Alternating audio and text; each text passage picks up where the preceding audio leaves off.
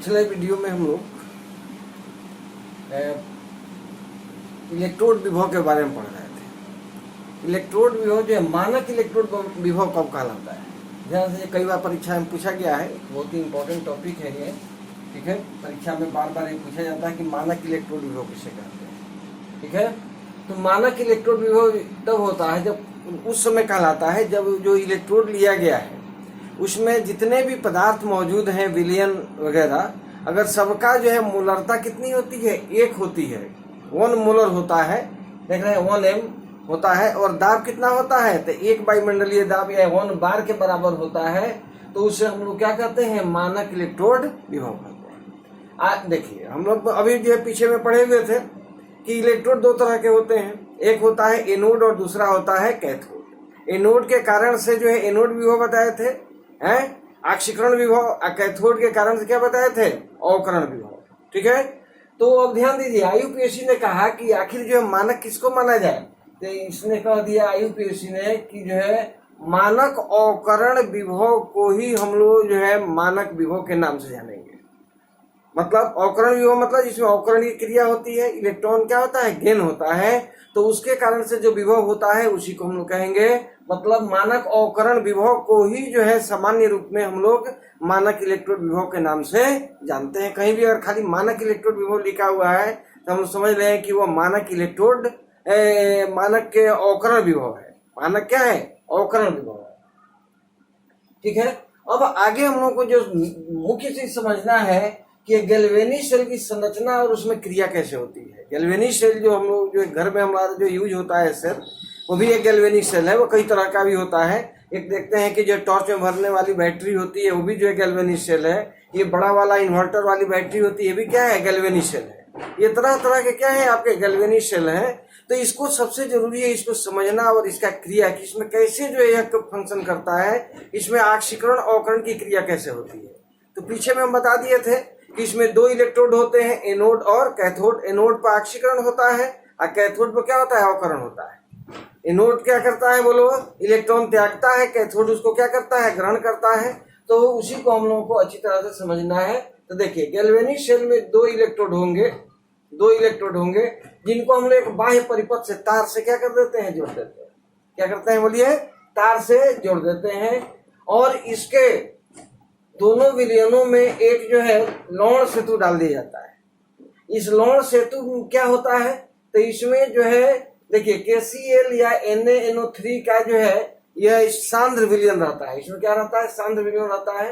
दोनों का जो है साइड जो है ग्लास ऊल से या जो है अगर एक पदार्थ है उससे इसको क्या कर देते हैं? बंद कर देते हैं, नहीं तो टपक आएगा, नीचे गिर जाएगा। ठीक है, तो जैसे ही इसको हम लोग जोड़ते हैं तो जो है हम लोग क्या जाने हैं कि कैथोड पर क्या होता है? वो एनोड पर इलेक्ट्रॉन रहता है, इलेक्ट्रॉन की अधिकता है। और कैथोड पर जो है क्या है? धन आवेश है, मैंने इलेक्ट्रॉन की कमी है। तो जैसे ही इसका विद्युत कनेक्शन देंगे, ये दिखाया गया है विद्युत कनेक्शन, यहाँ मान लेते हैं कि वोल्टमीटर है या एमीटर है, कुछ नापने वाला है। तो इलेक्ट्रॉन इधर से इधर क्या होगा? बहना शुरू हो जाएगा, क्योंकि यहाँ ज्यादा है, यहाँ कम है, तो खींचेगा, इसको जाएगा।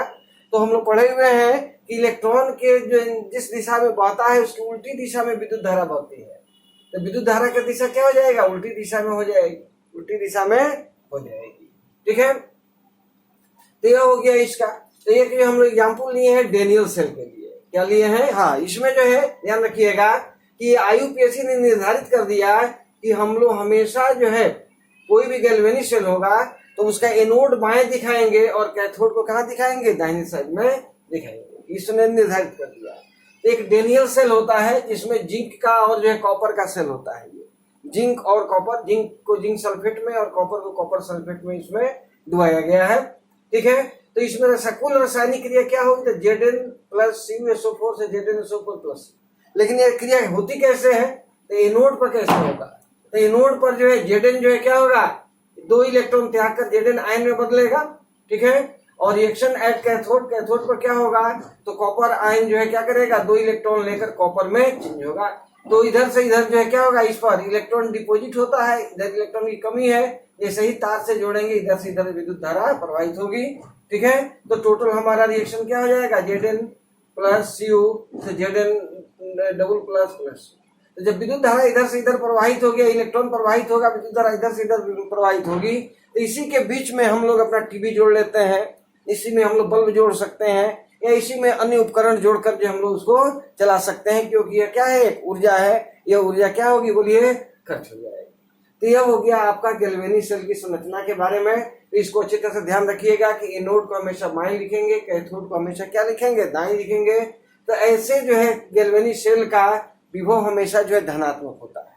क्या आएगा इसका, हमेशा विभव कितना आएगा, धनात्मक आएगा। अब इसमें जो है एक चीज ये है, लौण सेतु क्या है। लौण सेतु इसमें एक हम लोग जो है यूज किए हैं। तो ये लौण सेतु क्या होता है, यह समझना अब जरूरी है कि लौण सेतु का फंक्शन क्या है, क्या कार्य करता है इसमें लौण सेतु। तो देखिए, हम लोग जानते हैं कि विद्युत धारा तभी प्रवाहित होती है जब जो है उसका परिपथ पूर्ण होता है, ठीक है। तो यह जो है लौण सेतु जो है यू आकार की, उल्टी यू आकार की एक नली है जिसमें जो है पोटेशियम क्लोराइड या सोडियम नाइट्रेट का जो है जलीय विलयन, गाढ़ा जलीय विलयन, सांद्र जलीय विलयन इसमें भर दिया गया है। दोनों इसका जो है क्या कर दिया जाता है, बंद कर दिया जाता है। ग्लास उल या अगर से इसको बंद कर देते हैं और दोनों को जो है क्या करते हैं, दोनों जो है इलेक्ट्रोडों में डुबो देते हैं। दोनों इलेक्ट्रोडों में क्या कर देते हैं, डुबो देते हैं, इसको डुबा दिया जाता है, ठीक है। तो इसका कार्य क्या है, तो पहला कार्य है कि जैसे ही दोनों को डुबाएंगे तो इसमें आयन है, ठीक है, ये आयन के रूप में टूट जाते हैं। तो जैसे ही इसको डुबाएंगे तो इसका विद्युत परिपथ पूरा हो जाएगा, पूरा जो सर्किट क्या हो जाएगा, कंप्लीट हो जाएगा। दूसरी बात कि जैसे ही यह इधर से इधर इलेक्ट्रॉन जाएगा तो यहाँ इलेक्ट्रॉनों की कमी होगी, तो उस कमी को पूरा करने के लिए इसमें से जो है ऋण आयन निकलेगा, ठीक है। और यहाँ क्या होगा, बोलो यहाँ क्या होगा, धन आवेश की कमी होगी, तो उसको मेंटेन करने के लिए, उदासीन बनाए रखने के लिए धन आयन इधर से निकलता रहता है। और इस तरह से जो है विलयन का जो है उनको जो है यह उदासीन बनाए रखता है। विलयन में प्लस और माइनस की जो है को बैलेंस रखता है, इसके जो को उदासीन बनाए रखता है। तीसरा है एक जो है लिक्विड जंक्शन पोटेंशियल होता है, फिजिक्स में आप इसको अच्छी तरह से पढ़िएगा, ठीक है। तो इसको क्या करता है, ये शून्य कर देता है, न्यूनतम कर देता है या खत्म कर देता है, क्योंकि इसके कारण से जो है एक जो है लिक्विड जंक्शन पोटेंशियल उत्पन्न होता है, विभव उत्पन्न होता है, जिसको ये समाप्त कर देता है, ठीक है। अब ध्यान दीजिए, कुछ ऐसे भी जो है गैल्वेनिक सेल बनाए गए हैं जिसमें जो है साल्ट ब्रिज की जरूरत नहीं है, क्योंकि बहुत झमेला दिख रहे हैं आप, इसमें जो है जोड़ना पड़ता है।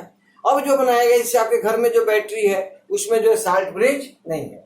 तो ऐसा कैसे हो सकता है, तो जब दोनों इलेक्ट्रोडों को हम लोग इस तरह से रख दें और इसके बीच में एक जो है छिद्र युक्त कोई दीवार लगा दें, तो आयन इधर से इधर आते जाते रहेंगे, जिससे उसकी उदासीनता बनी रहेगी, ठीक है, पहली बात। और दूसरा जो है कि अगर दोनों को एक ही जो है क्या चीज, एक ही जो है विलयन में डाल दिया, वैद्युत अपघट्य का घोल क्या ले लिया जाए, एक ही विलयन, जिससे हम लोग के घर में जो होता है वो जो है कॉपर सल्फ्यूरिक अम्ल का विलयन होता है, और उसी में दोनों इलेक्ट्रोड रहते हैं। तो ऐसे में जो है साल्ट ब्रिज की जरूरत नहीं होती है। जब दोनों में एक ही जो है विलयन जो है कार्य करता है, वही जो है रिएक्शन में भाग लेता है, तो यहाँ पर जो है आपको साल्ट ब्रिज की जरूरत नहीं होगी, ऐसे में जो है नहीं होती है। तो बिना साल्ट ब्रिज वाला भी होता है और साल्ट ब्रिज वाले भी जो है गैल्वेनिक सेल होते हैं। तो इस तरह से गैल्वेनिक सेल को आपको अच्छी तरह से समझना है, क्योंकि जब तक इसको आप अच्छी तरह से नहीं समझेंगे तब तक जो है यह आपके जो है दिमाग में नहीं बैठेगा कि आखिर इसमें रिएक्शन कैसे हो रहा है, क्या हो रहा है। तो बहुत आसान तरीके से फिगर के द्वारा हम इसको आपको समझा दिए हैं। तो इसको जो आप समझिए, एक बार, दो बार, तीन बार वीडियो खोल कर देखिए और इसको समझिए, बहुत मुश्किल चीज नहीं है।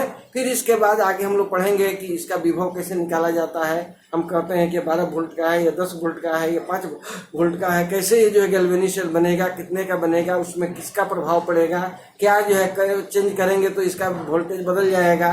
इन सारी बातों को हम लोग जो है आगे जो है धीरे धीरे एक एक करके, ठीक है।